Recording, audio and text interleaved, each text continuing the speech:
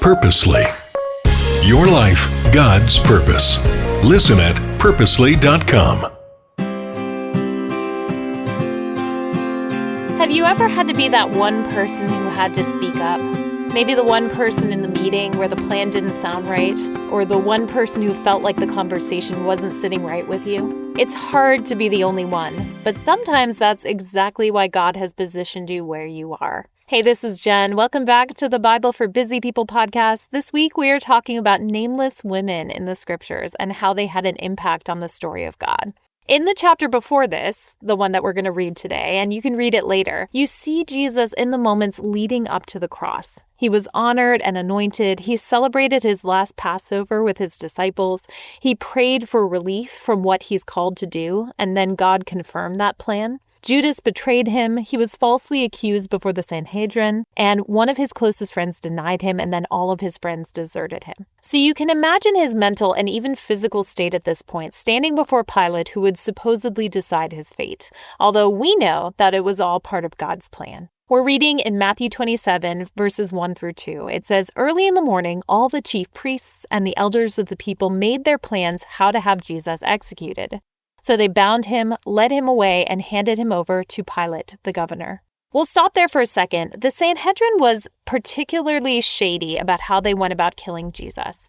They arrested him in the middle of the night and tried him, which was something illegal in the law. Adam Clark said, "But as it was contrary to all forms of law to proceed against a person's life by night, they seem to have separated for a few hours and then at the break of day came together again, pretending to conduct the business according to the forms of law." They also didn't have the authority to put Jesus to death, so they handed him over to the man who could, Pontius Pilate, the governor over Roman-occupied Judea. William Barclay had this to say. Philo, the ancient Jewish scholar from Alexandria, described Pilate, his corruption, his acts of insolence, his rapine, his habit of insulting people, his cruelty, his continual murders of people untried and uncondemned, and his never-ending gratuitous and most grievous inhumanity.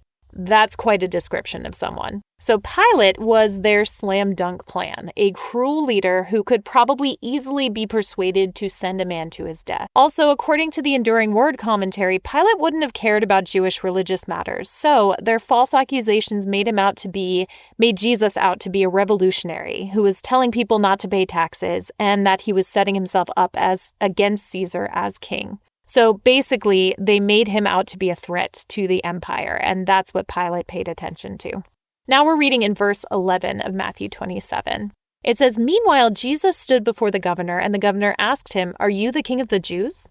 'You have said so,' Jesus replied. When he was accused by the chief priests and the elders, he gave no answer. Then Pilate asked him, 'Don't you hear the testimony they are bringing against you?' But Jesus made no reply, not even to a single charge, to the great amazement of the governor. Now it was the governor's custom at the festival to release a prisoner chosen by the crowd.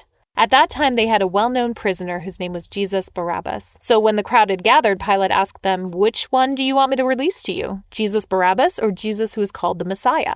For he knew it was out of self-interest that they handed Jesus over to him. While Pilate was sitting on the judge's seat, his wife sent him this message. 'Don't have anything to do with that innocent man, for I have suffered a great deal today in a dream because of him.' But the chief priests and the elders persuaded the crowd to ask for Barabbas and to have Jesus executed. And that's eventually what happens. In verse 24, even though he fought back and forth, it says, "When Pilate saw that he was getting nowhere, but that instead an uproar was starting, he took water and washed his hands in front of the crowd. 'I am innocent of this man's blood,' he said. 'It is your responsibility.' All the people answered, 'His blood is on us and our children.'" So Jesus amazed Pilate. That must have been fairly difficult to do. He probably saw the worst of the worst and heard all kinds of different stories. He settled disputes, and I'm sure he heard all kinds of wild accusations and defense. But here's the kicker. Jesus didn't defend himself at all. Of all the convictions that Pilate gave, I am guessing he never saw someone who didn't defend themselves or put up a fight. Jesus would have had a completely different, humble, accepting, quietly powerful demeanor. Perhaps it should have ended there. Pilate could have noticed this difference in Jesus and shut down the proceedings. He had the power to do it. But he didn't want to upset anyone, even though he knew that the Jewish leaders had served up Jesus out of envy. So he shifted responsibility, trying to get the crowd to demand Jesus' release. And of course, that didn't work either. In just one single paragraph, we are introduced to Pilate's wife, who remains nameless. In some traditions, she is called Claudia. There's a Claudia mentioned by Paul, by the way, in his second letter to Timothy, and it's from when he was imprisoned in Rome. I'm wondering if it could be the same woman. Anyway, in just this one scripture, we can clock a few things about this woman.